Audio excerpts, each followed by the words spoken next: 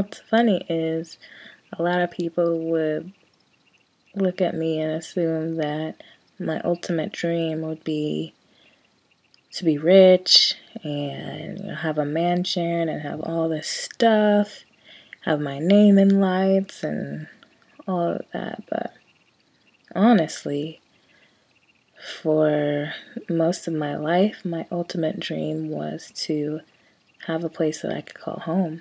It didn't matter if it was big or small. As long as I felt safe and I can go there to rest, it was perfect.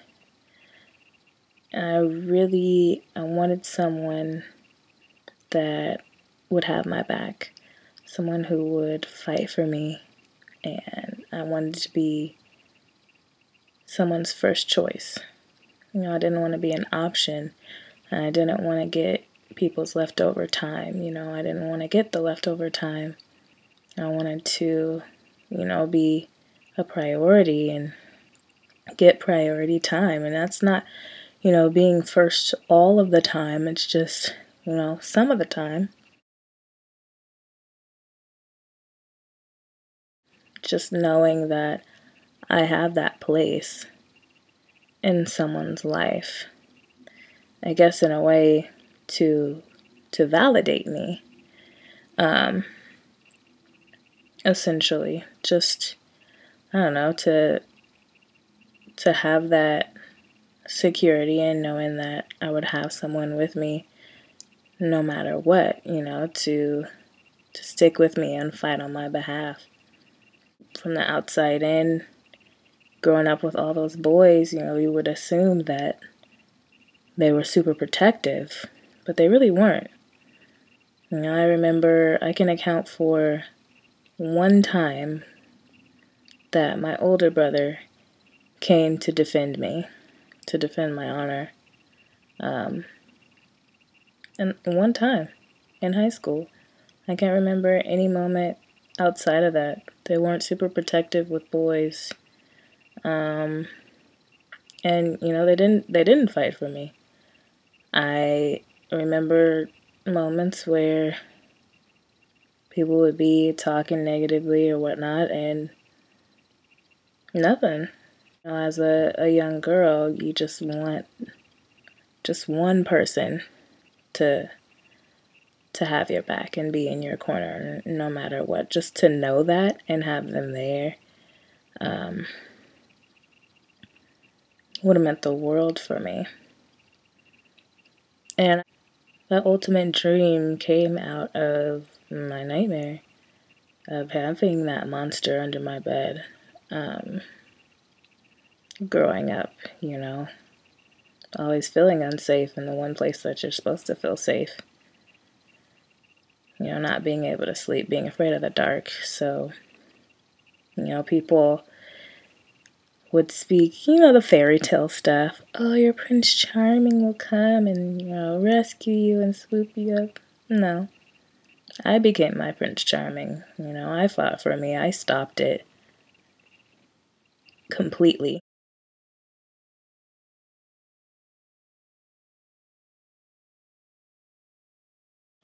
To clarify, it wasn't just the dream of having a man by my side.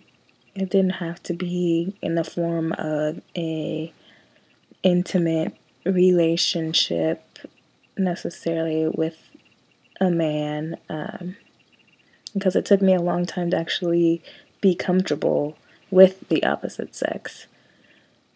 It was more about just being able to connect with someone, mentally and emotionally and then spiritually, someone who is really growing in the faith and, chasing after God. It didn't have to be in the form of a boyfriend. I just wanted a friend, someone who I can depend on, someone that could be there for me and, love me back with the way that I love them, or with the same energy. And, now as I'm older and more mature, I've learned that that just isn't going to happen. Not that people don't care about me, not that they don't love me. That's not it. They don't love like I love. They're not supposed to. They're supposed to love like they love. There are different love languages. And, I've learned that and I'm learning that. So accepting the fact that everyone's different and they're unique in their own way. And just being able to compliment that and recognize that and not expect them to be just like me in my affection, because I am always kind of overkill. I love to spoil. When I let you in that close, then, it's all in, all walls are off. Like, I'm going to give you the world, because that's just me. I'm a big old teddy bear, and I love to love, and I love people to, feel joy and feel happy, and I want to make sure that they feel love at any given moment. Like, I'll surprise you with whatever. It could be a cookie, it could be something big next time. Just, for you to know that I was thinking about you, for you to know that you're important to me, so you never guess at any moment if I love you or not, So you can never doubt where you are in my heart. But that's just me. And understanding that, people don't have to be that way for me to have a good relationship with them. Besides that, just being able to not need that in return, just giving to give, which for the most part I was there, but still in the back of your mind you're like, can you make me a priority once in a while? Just, something. It's not about gifts for me. I don't need that. I can get my own gifts. What's valuable to me is time. Money can be made, gifts can be bought and taken back, but time, you can't get that back. Once it's gone, it's gone. So that's what I value most, and that's what I invest in people that I really care about, and that's just my view. And understanding that that's not how everybody works is something that I've had to learn, and beyond that, something I've just had to accept and keep in my thought process. So, lessons learned.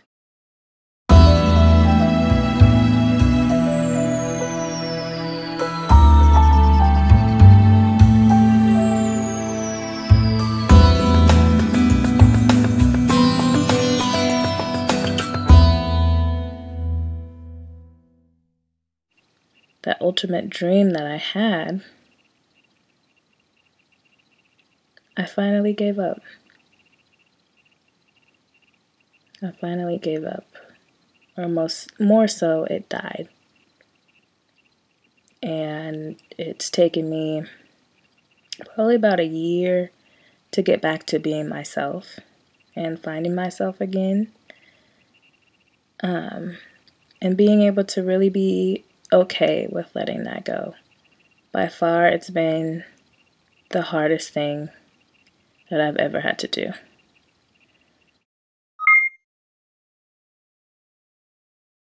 Now, I can truly, truly focus on people and things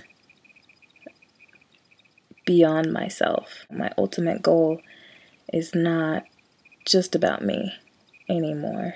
It's really about empowering others and just having my ultimate goal being that everyone that I come in contact with, have a positive impact from being connected to me in whatever way it is.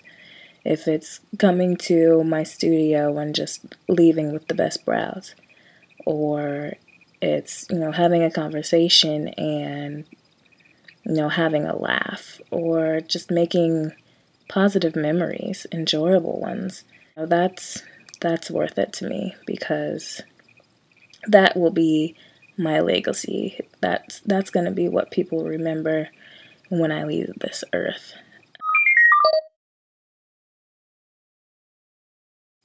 It's difficult trying to explain that to my friends who are not single, or just have a different view for their life. They say, oh, well, that sounds lonely, you know, everybody deserves to be happy, everybody deserves someone.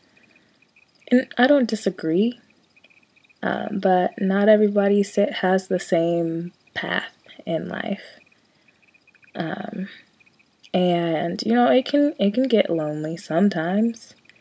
I have plenty of tough days, but keeping that goal in mind, it's so much more important to touch lives rather than to just focus on my own. Really sitting back and thinking about my life and relationships and how everything has turned out, just paying attention and just, you know, being honest. You know, people, I can't say that they necessarily stay in my life. And I used to view that as a really negative thing. But now, I just focus on making sure that, you know, as they enter and then as they exit or go on to do, you know, whatever it is they're going to do, that, you know, they have good memories, that they leave better, that I've instilled something positive in them that will help them along the way. You know, whether it's a great laugh or, you know, something that I said, something we learned together, something that I helped show about themselves to make them better. I don't know. Whatever it is, as little or as big, as long as it's positive, it's good with me.